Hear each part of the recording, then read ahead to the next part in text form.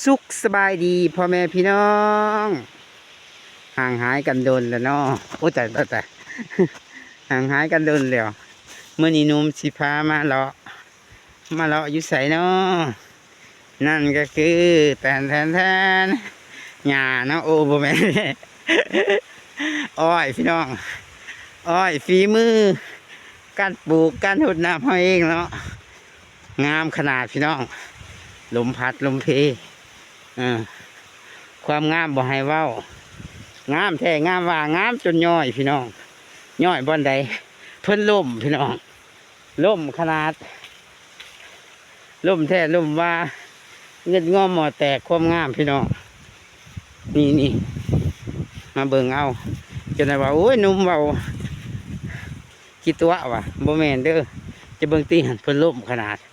ความงามลำใหญ่ๆแต่คนปลูกนี่บ่ใหญ่ คนปลูกบ่ใหญ่บัดอ้อยนะคือบ่ใหญ่คักใหญ่แน่เนาะนี่แหละครับอุ้ยใส่ลายเพิ่นล่มได้นี่คันบ่ล่มเพิ่นสูงขนาดได้นี่อันนี้ยอดเพิ่นล่มพี่น้องเห็นบ่ฮะเห็นแต่เครื่องท่อนเพิ่นล่มแน่ควายลิ้นแน่พี่น้องควายบ่มีหมูลิ้นก็เลยเอาอ้อยมาลิ้นน้ำยุย นี่แหละ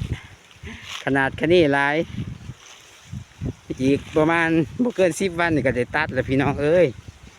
มาเด้อมาตัดอ้อยซอยนุ่มเด้อพี่น้องซอยหัวหน้านุ่ม มาโอเคนะครับเดี๋ยวพบกันใหม่ในคลิปหน้าครับสวัสดีครับ